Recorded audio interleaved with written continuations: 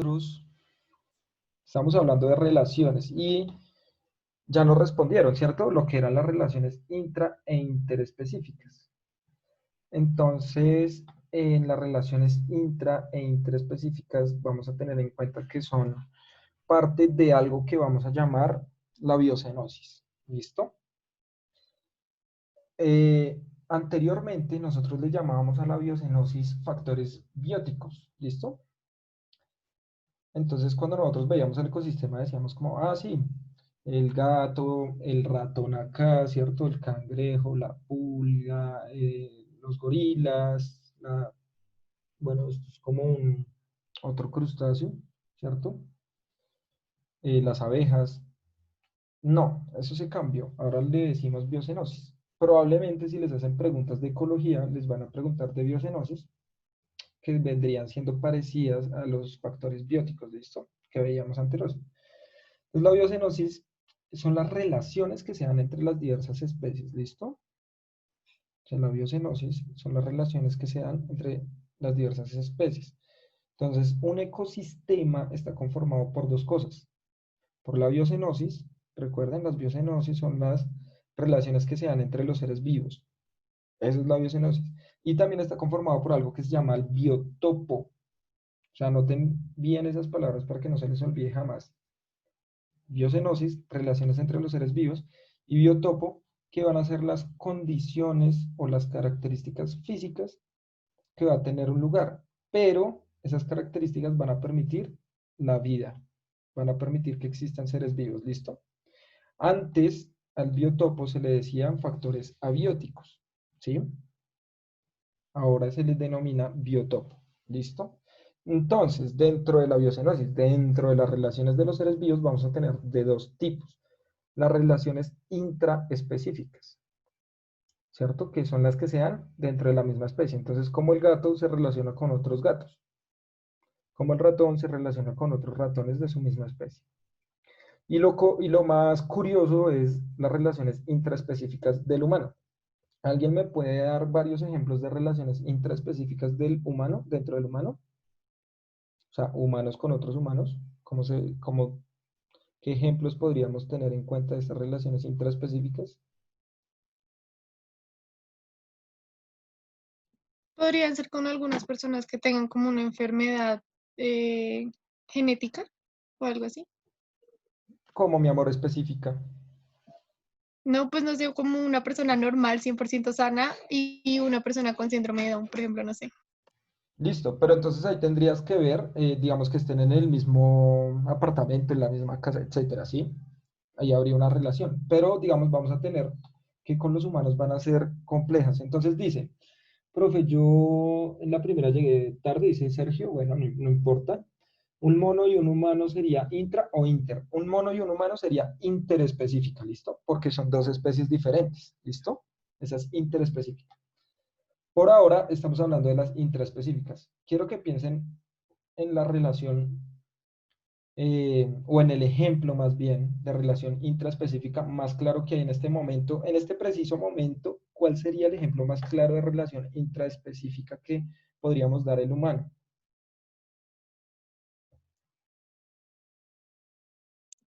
Una persona contagiada y una no, no sé. No, mi amor, una estudiante detrás de su computador relacionándose con su profesor de la misma especie para tener una clase. ¿Listo? Entonces miren la complejidad del humano, cómo llega. Una relación intraespecífica en un humano ya se vuelve muy compleja.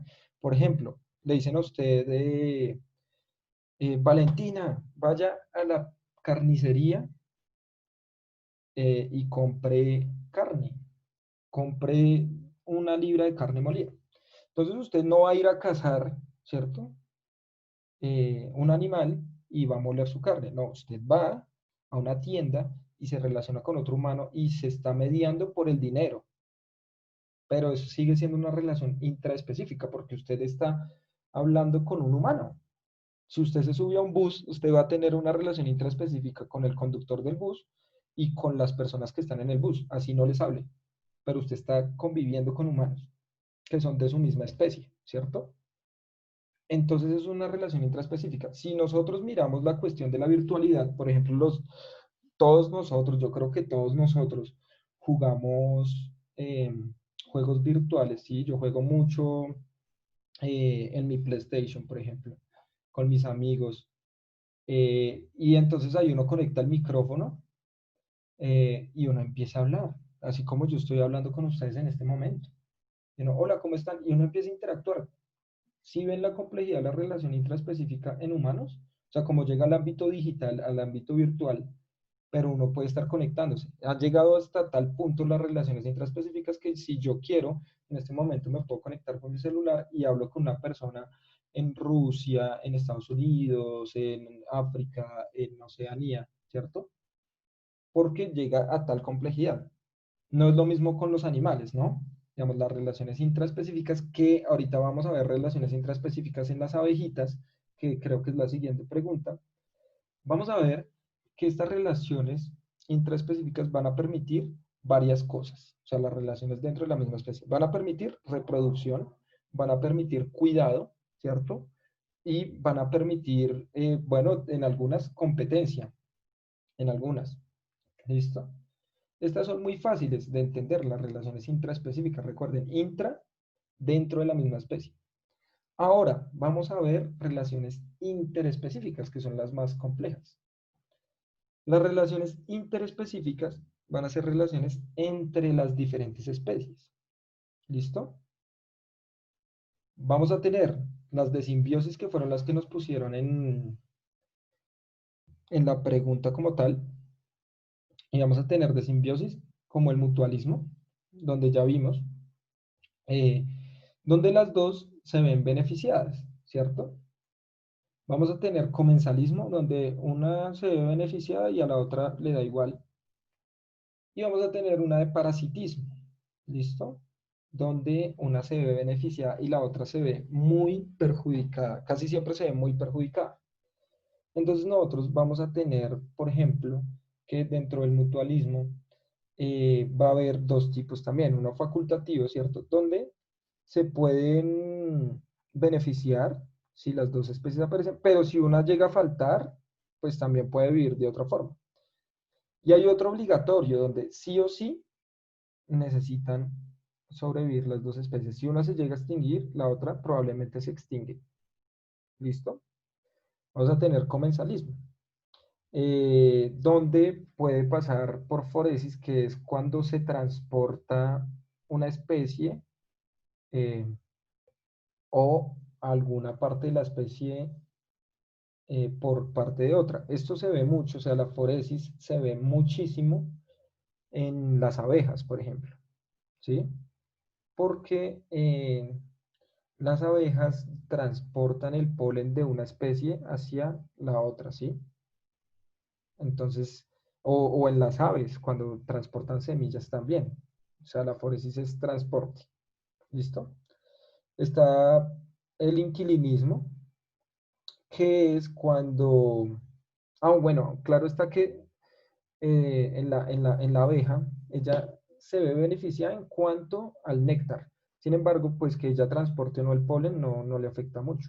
¿Listo?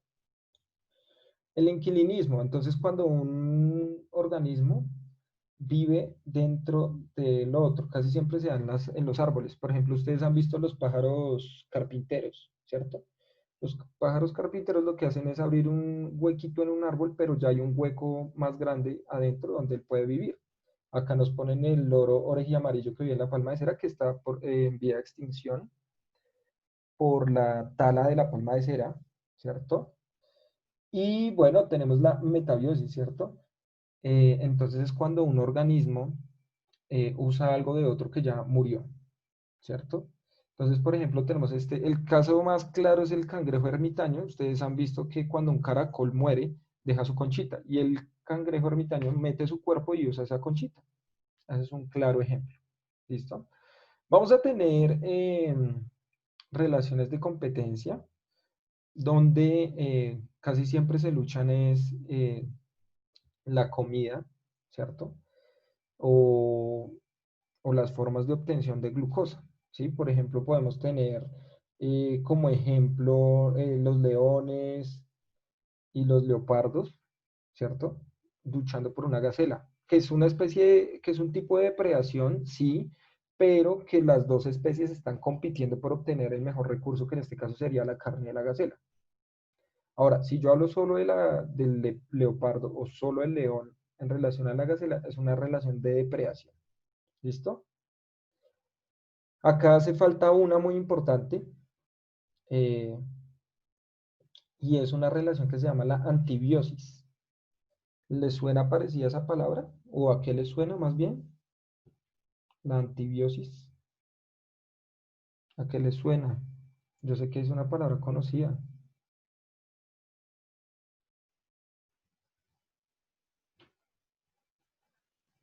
¿No? ¿No le suena nada? ¿Antibiosis? Creo que a mí me suena antibiótico, pero es que Me- no sé. Sí, mi amor, va por ese lado. La antibiosis son especies que producen sustancias químicas antibióticas. Ahora, la pregunta es, ¿saben qué es un antibiótico?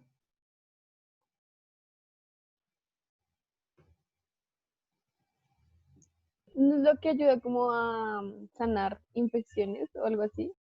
Muy bien, mi amor. Nos ayuda, ¿cierto? Es como un medicamento. Nosotros tenemos que es un medicamento. Hay un hongo que se llama penicillium. Del hongo penicillium sacan el medicamento llamado penicilina, que es un antibiótico muy fuerte. Pero una relación interespecífica es la antibiosis. La antibiosis es toda especie que produce una sustancia, ¿cierto? Que impide que crezcan otros seres vivos o que se reproduzcan otros seres vivos alrededor de ella. ¿Listo?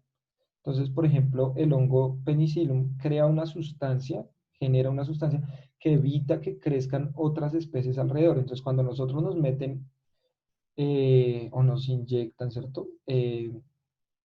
Algún antibiótico o lo tomamos en pastas, ese antibiótico llega a nuestro sistema circulatorio e impide que crezcan virus, bacterias y, ojo con lo que voy a decir, otras células. Por eso los antibióticos son, digamos, si nosotros tomamos muchos antibióticos, es muy peligroso en el sentido de que no solo destruye hongos, bacterias, virus, lo que tú quieras, sino también va a destruir las propias células del cuerpo, porque impide que éstas crezcan, ¿sí? Ahora, digamos, cuando nosotros hablamos de este virus del COVID-19, los antibióticos pueden ayudar, sí, pero como no tienen estructura de ser vivos los virus, a veces puede servir, a veces no, ¿cierto? ¿Para qué fue importante encontrar los antibióticos para la peste negra? O sea, antes de desarrollar los antibióticos medicinalmente, la peste negra arrasó con, bueno, ha sido la peor pandemia que ha tenido la humanidad, ¿cierto? Eh, pero a partir del siglo XVIII, desde 1700, cuando descubrieron o desarrollaron fuertemente los antibióticos, ahí sí ya se pudo hacer un muy buen tratamiento, ¿sí? Entonces miren que estas relaciones interespecíficas se han complejizado mucho, han cambiado y sobre todo han servido para que el humano pueda desarrollar ciertos tipos de tecnologías, ¿listo? Entonces, ¿quedó claro qué son las relaciones intra e interespecíficas? Bueno, esto es un brochazo, realmente las estamos viendo muy rápido, Sí. pero la idea es esa. Entonces vamos ahora sí a la pregunta. Dice, bueno, entonces en esta ya sabemos que es la A, ¿no? Porque es obtención de nutrientes. Ahora vamos a la 276. Listo, Sergio ya está participando como nunca. Jeje. Algunas especies de abejas presentan, además de la sexual, un tipo particular de reproducción llamado partenogénesis. Durante este proceso, un óvulo no fecundado puede dar lugar a un nuevo individuo. ¿Listo?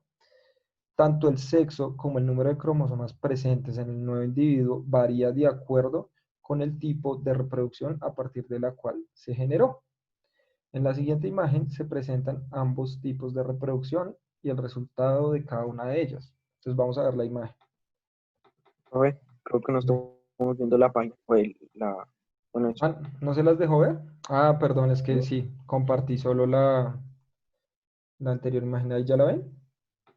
Sí, profe. Sí, profe. Listo, entonces miren.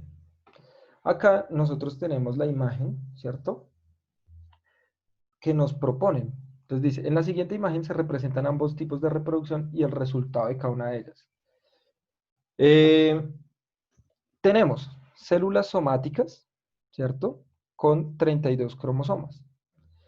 Y estas empiezan a hacer Recuerden que las células somáticas, ¿cuáles eran?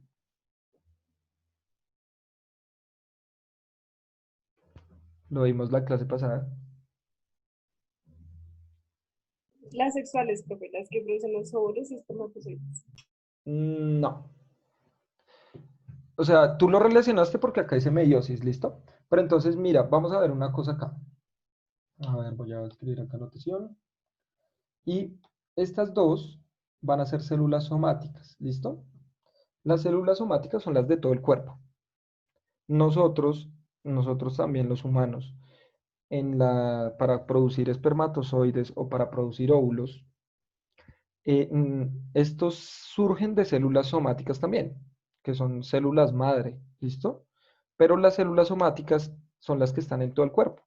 Ahora, en este caso, ahí estás bien, la meiosis, que es la reproducción sexual, ¿cierto? Se va a empezar a dar. En la partenogénesis vamos a tener que se da solo mitosis. Entonces recuerden, la meiosis es la reproducción sexual, pero parte de estas células que son células somáticas. Y la mitosis, que también va a partir de células somáticas, va a ser horrible como hablé, reproducción asexual. ¿Listo? Bueno, producto de esto, ¿qué más podemos deducir de la imagen? ¿Listo? ¿Qué más podemos deducir, perdón, de la imagen?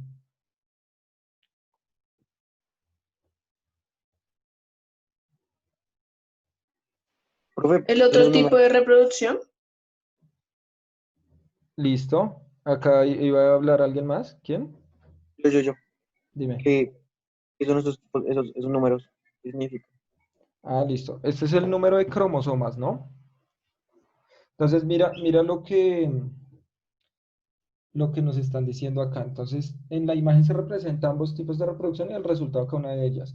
Entonces, mira que acá nos están diciendo los números representan la cantidad de cromosomas. Recuerden que en la clase anterior nosotros estamos hablando de los cromosomas humanos. ¿Cuántos cromosomas tiene un humano? 32 pares, No, al revés. 16 pares. 23 pares de Ah, cromosomas. 23 pares. ¿Listo?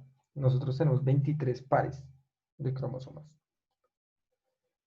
En total tendríamos 46, pero siempre se dice por pares, ¿no?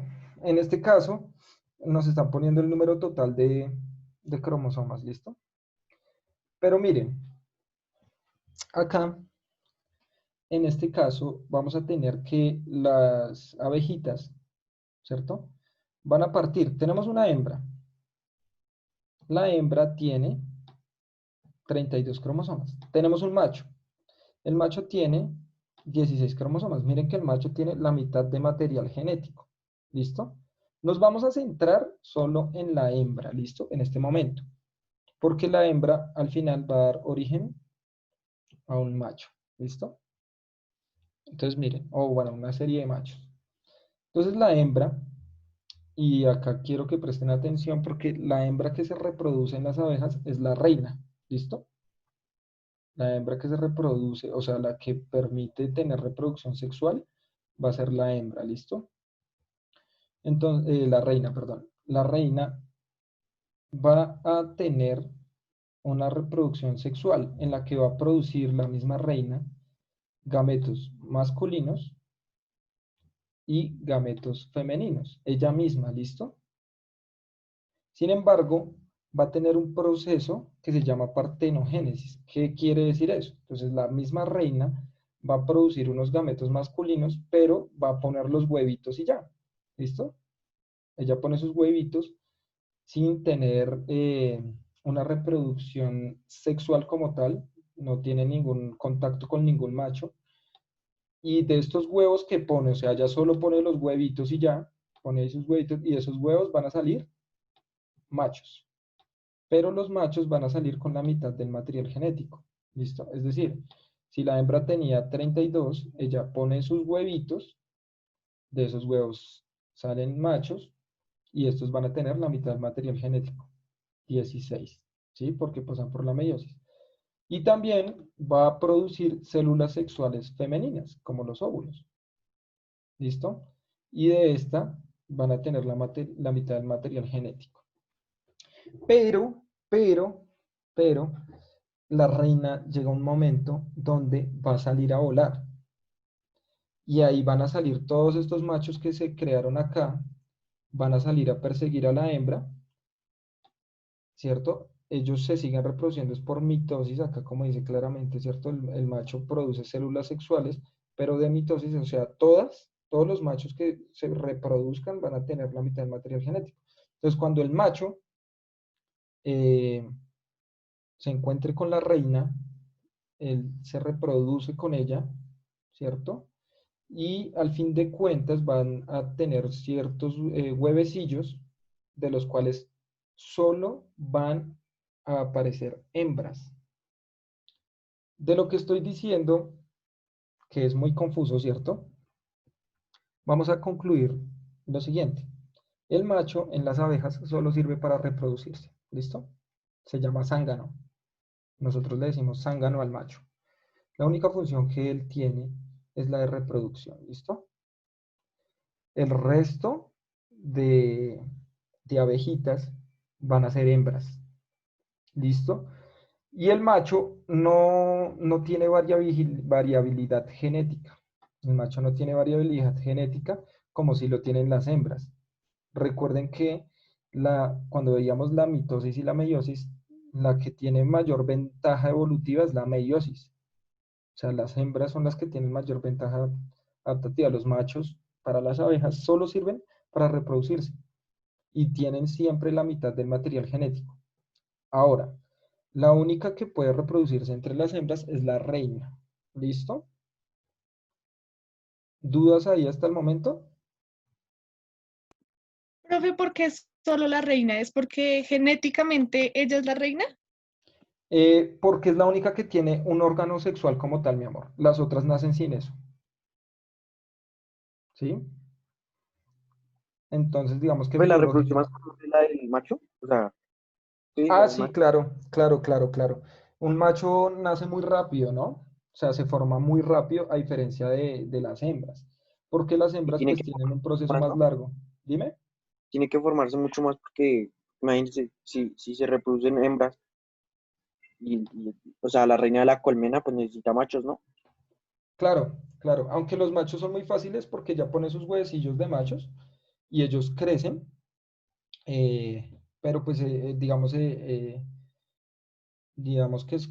lo va a poner en estos términos humanos que es como algo muy utilitarista. El macho solo sirve para poner los espermatozoides y ya. Nada más. ¿Listo?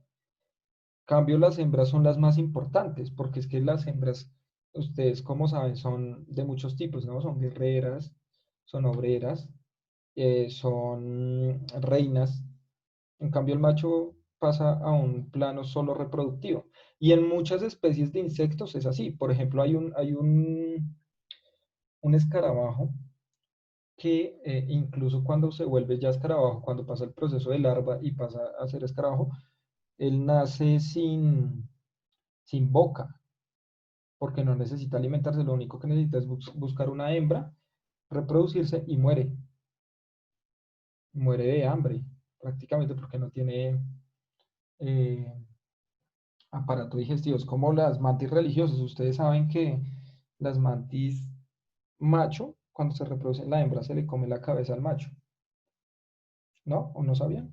Bueno, ahí les doy Sí, el sí dato. sabía. Igual. Si no sabían, pues espero que nunca reencarnen en una mantis, por lo menos no macho. Listo. Eh, si ustedes quieren, pues pueden buscar también videos de reproducción de cómo nacen las abejas, es muy interesante. cómo empiezan a formarse las abejas. Pero digamos que las abejas van a ser muy, muy especiales dentro de muchos campos de estudio, no solo es de la biología, no solo es de la biología, sino van a ser muy importantes dentro de muchos campos de estudio. Desde la biología, ¿por qué? Por lo curioso, ¿cierto? De cómo se empiezan a organizar las abejitas. Entonces, digamos que miren que estas por partenogénesis, es decir, en un proceso de reproducción asexual, producen machos, ¿sí? A través de células sexuales, sí, pero que estas no se unen hasta que ya son adultas.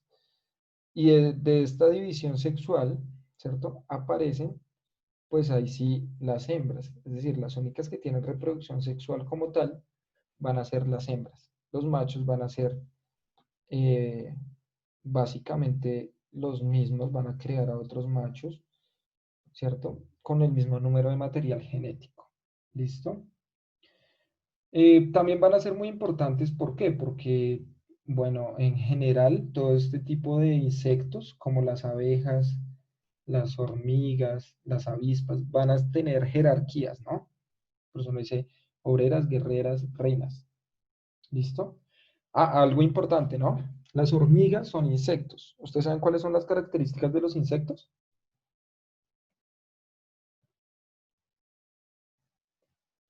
¿No se acuerdan de las características de los insectos?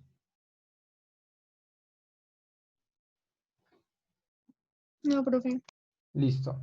Los insectos tienen dos antenitas, tienen 4 alas, tienen 6 patas y están Profe, pero divididos. las hormigas no tienen alas. Muy bien, a eso quería que llegaran. Entonces, ¿será que las clasificaron mal? ¿Ustedes Pues qué es que, creen? profe, mire que yo le iba a decir que tenían antenitas los insectos, pero pensé que era algo muy bobo. No, mi amor, no. No hay cosas bobas, solo dilo y ya. Por mucho te abucharemos y ya, pero no pasa nada. De ahí no, mentiras. A ver, vamos a ver lo siguiente. Las hormigas son muy especiales porque las hormigas sí tienen alas. Es más, acá estoy Pero es buscando. como una especie, ¿no? Lo que pasa es que ellas tienen unas adaptaciones diferentes a los otros insectos. Entonces, les voy a mostrar algo que seguramente muchos de ustedes no han visto y es una hormiga con alas. O sea, ¿cómo se ve una hormiga con alas? Porque las hormigas también son insectos y los insectos eh, tienen estas características: 2 antenas, 4 alas, ¿cierto? 6 patas y están divididas, como ustedes ven acá, por cabeza. Ahí los rayo. Cabeza, tórax y acá atrás el abdomen. Entonces miren, cabeza, tórax y el abdomen. ¿Sí habían visto una hormiga con alas? Creo que no, profe. A lo mejor lo confundí con una mosca o algo así. Yo creo que lo confundiera con una avispa. Claro, se parece, Sí, ¿cierto? Se parece mucho a una avispa, porque pertenecen a la al mismo orden. El orden de ellas se llama Hymenopteras y son estas especies que tienen divididas, o sea, parece que tuvieran como bolitas, ¿cierto? Entre la cabeza, el tórax y el abdomen. Ahí, ¿cuáles entran? Hormigas, Profe, pero esas son más grandes que avispas. las hormigas normales. Son las mismas. O sea, las hormigas normales Pero, o sea, son como más grandes o más chiquitas o iguales. son, o sea, digamos, eso depende de la especie que estemos hablando de hormigas. Lo importante es que todas las hormigas, así las que tú llamas normalitas también, tienen alas también. ¿Listo? Todas tienen alas. ¿Qué es lo que pasa con las hormigas? No importa si son más grandes o más pequeñas. Cuando ellas nacen, las guerreras se le comen las alas, se las comen. ¿Para qué? Para que no se escapen y para que no formen su propio hormiguero. ¿Listo? Sí, la cruel realidad. Súper odiosas. sí, qué malas. ¿Y las guerreras tampoco tienen alas? No, entre ellas también se las comen. Envidiosas Uy, que qué son. abusivas. Sí. La Tienen que por formar el- una revolución, no mentiras. Estas hormigas que nosotros vemos acá seguramente fueron hormigas criadas solas, porque si empezaran a verse unas con otras, incluso las mismas obreras, se le pueden comer las alas. Entonces, por eso nosotros decimos, no, pero pues si las hormigas no tienen alas, ¿cierto? Nosotros siempre decimos eso, pero sí, la verdad sí tienen, porque son insectos. Este caso, tanto de las abejas como las hormigas, incluso las avispas, es muy curioso dentro de la biología porque hay jerarquías, o sea, se establecieron jerarquías y hay unas como unas fases de mando, ¿no? Y eso es...